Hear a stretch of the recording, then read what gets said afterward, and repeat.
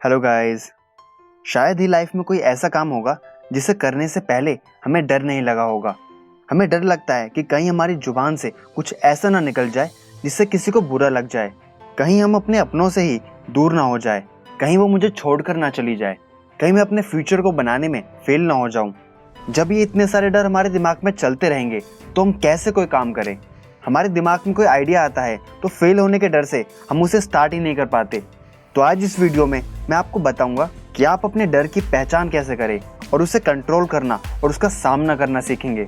और वीडियो के एंड तक आपके डर को फेस करने का डर भी खत्म हो जाएगा। बट इससे पहले अगर आप चाहते हो कि हमारी फ्यूचर में आने वाली वीडियोस भी आपको मिलती रहे तो चैनल को सब्सक्राइब करके बेल आइकन प्रेस कर दीजिए, जिससे आपको हर संडे को हमारी आने वाली वीडियोस की नोटिफिकेशन मिलती रहेंगी और आप ऐसे ही सीखते रहेंगे। Now let's begin. Point number 1, what are you afraid of and why. हमारा डर ही वो रीज़न होता है जिसकी वजह से हम उस खुशी को एक्सपीरियंस ही नहीं कर पाते जिसको हम पाना चाहते हैं।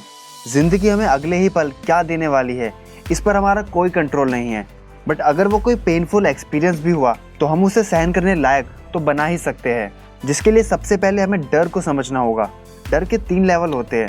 फर्स्ट लेवल में होती है वो चीज़ें जो रियल में होती है और जिसके लिए एक्शन लेने की ज़रूरत होती है, जैसे कि अपाहिज होना, अकेले रहना, भूकंप आना, फाइनेंशियल लॉस होना, बीमार होना, एक्सीडेंट होना, एक्सेट्रा। सेकंड लेवल में ईगो जैसे इमोशन इंक्लूड होते हैं, जैसे कि rejection, failure, loss of image और हेल्पलेस फील करना। थर्ड लेवल में होता है सबसे बड़ा डर, जिसमें आपको लगता है कि मैं तो इसे हैंडल ही नहीं कर सकता। आप फ्यूचर में होने वाली चीज़ों की श्योरिटी नहीं दे सकते, इसलिए आपको बिना कोशिश किए हुए ये नहीं कहना चाहिए कि मैं इस प्रॉब्लम को हैंडल नहीं कर सकता। खुद पर विश्वास करने से और अपने डर से भागने की बजाय उसका सामना करने से आप किसी भी मुश्किल को पार कर सकते हो। Point number 2, can't you make it go away.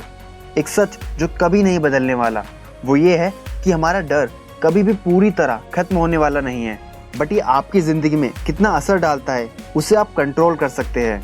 आप अपने डर को शांत और काबू में कर सकते हैं, बट किसी और नई सिचुएशन में वो दोबारा लौट कर आ जाएगा।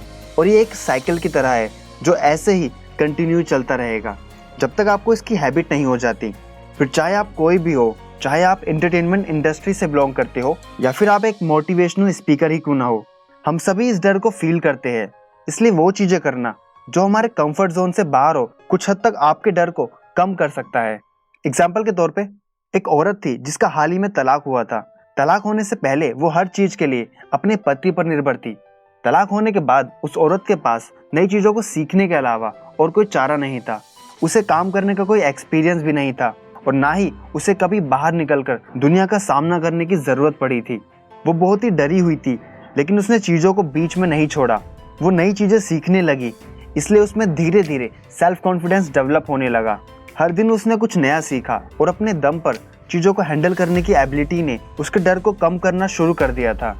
लेकिन जब भी वो कुछ नया एक्सपीरियंस करती तो वो डर लौट आता था। लेकिन उसमें यही खास बात थी कि वो अपने डर से डर कर पीछे नहीं हटी, क्योंकि उसको पता था कि जब तक वो अपने डर से भागना बंद नहीं करेगी तब तक ये डर उसे भगाना बंद नहीं करेगा। बस यही आपको करना है। चाहे आप कोई भी हो, अपने डर को एक्सेप्ट करके आप उसे हरा सकते हैं। Point number 3, from pain to power. जिंदगी में रिस्क लेना आपको और भी ज़्यादा पावरफुल बना देता है। हर स्टेप के साथ कॉन्फिडेंस हासिल करना आपको डर के मौजूद होने के बावजूद दुनिया को एक्सपीरियंस करने का मौका देता है। हम सबके अंदर पावर होती है और किसी भी सिचुएशन में जब हम डरे हुए हो तो हम खुद को कॉन्फिडेंस दिलाने के लिए उस पावर को यूज़ कर सकते हैं। यहाँ पावर का मतलब लोगों पर रौब जमाना या उन्हें कंट्रोल करना नहीं है। हम जिस पावर की बात कर रहे हैं वो है आपकी खुशी को कंट्रोल करने की एबिलिटी और जिस तरह आप अपनी ज़िंदगी को जीते हैं। मैं इसे आपको एक कहानी के रूप में समझाता हूँ। एक औरत को पता चला कि उसके पति को कैंसर हो गया है। इस खबर ने उन दोनों की ज़िंदगी बदल कर रख दी। वो औरत इतना डर गई थी कि उसने सिचुएशन को संभालने की अपनी पावर को ही खो दिया। लेकिन जैसे जैसे दिन बीतते गए उसने नई चीज़ें सीखी। अब वो इस सिचुएशन को नए नज़रिए से देखने लगी। उसने फील किया कि ऐसे कई सारे लोग हैं जो उसकी और उसके पति की परवाह करते हैं। हर दिन लड़ने झगड़ने के बावजूद उनका एक दूसरे के लिए प्यार बढ़ने लगा था। उस औरत ने गुस्से और कड़वाहट की भावनाओं को खुद से दूर कर दिया और वो अब तनाव महसूस नहीं करती थी किसी भी चैलेंज का सामना करने के लिए।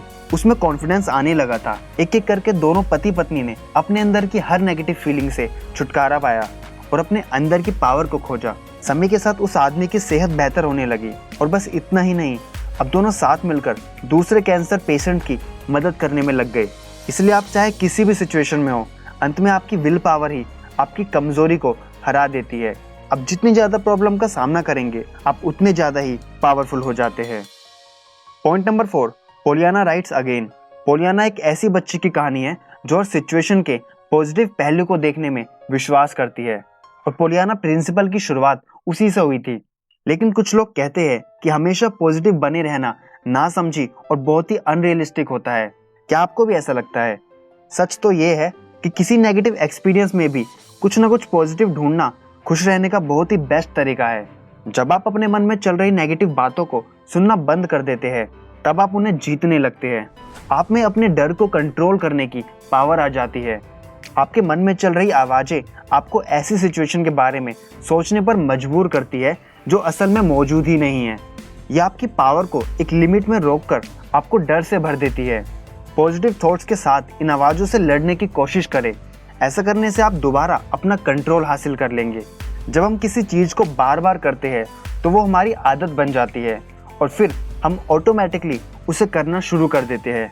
इसलिए इस पॉजिटिव थिंकिंग को एक हैबिट में बदले। हाँ, ऐसा भी टाइम आएगा जब आप बहुत ही दुखी और हारा हुआ फील करेंगे, लेकिन तब आपको दोबारा खड़े होकर अपने फियर से लड़ना होगा। बेशक इसमें आपको टाइम लगेगा, बट आप इसे कंट्रोल कर लोगे। Point number 5, how to make a no loss decision. Life में डिसीजन लेना किसी चैलेंज से कम नहीं है, लेकिन लंबे टाइम में इसे आसान और ज़्यादा इफेक्टिव बनाने का एक तरीका है। इस बात को हमेशा याद रखें कि ट्राई करके फेल होना कभी भी ट्राई ना करने से कहीं ज़्यादा बेहतर होता है। जब आप कोशिश करते हैं और फेल हो जाते हैं तो कम से कम आप उस प्रोसेस में कुछ तो सीखते ही है। कम से कम आपको एक ऐसे तरीके के बारे में पता चल जाता है जो काम नहीं करता। उसके बाद आप एक नया तरीका आजमा सकते हैं। तो बस अपने गोल पर फोकस करें और डटे रहे। यह आइडिया डिसीजन लेना आसान और इफेक्टिव बनाता है, क्योंकि कम से कम आप डर के कारण एक जगह ये सोचकर अटके तो नहीं रहेंगे कि आपको आगे बढ़ना चाहिए या नहीं बढ़ना चाहिए। इसलिए फेलियर से, हार से डरिए मत, क्योंकि ये सक्सेस की जर्नी का एक बहुत ही इम्पोर्टेंट हिस्सा है। लेकिन दुख की बात तो तब होती है जब आप कोशिश करने की हिम्मत भी नहीं करते। इमेजिन कीजिए कि आप सालों तक यही सोचते रहे कि अगर ऐसा हो गया, अगर वैसा हो गया तो फिर क्या होगा, तो फिर वो क्या कहेगा। तब आपको बाद में पछतावा होगा कि आपने एक बार कोशिश भी नहीं की। इसलिए ट्राई करना और फेल होना एक नो लॉस डिसीजन कहलाता है। और फेल होने के बावजूद भी आप अपनी गलतियों से कुछ ना कुछ ज़रूर सीखते हैं। तो गाइस, ये तो कुछ मेन पॉइंट जो मैंने आपको शोशन जैफर्स के द्वारा लिखी book feel the fear and do it anyway से बताए है। अगर आप ये बुक पढ़ना चाहते हो तो डिस्क्रिप्शन में दिए गए लिंक पर जाकर खरीद सकते हो। उम्मीद है कि इस वीडियो ने आपकी कुछ तो हेल्प की ही होगी। वीडियो को लाइक कीजिए और शेयर कीजिए अपने दोस्तों या बड़े और छोटे भाई बहनों को, ताकि वो डर को समझकर अपनी लाइफ के डिसीजन लेने में सक्षम हो पाए। कमेंट करके बताइए आपका सबसे बड़ा डर कौन सा था और अभी कौन सा है। और हाँ, अगर आप मुझसे अपनी किसी भी प्रॉब्लम के बारे में डिस्कस करना चाहते हो तो आप हमारे इंस्टाग्राम हैंडल पर मुझसे बात कर सकते हो। अंत में, thank you so much for watching.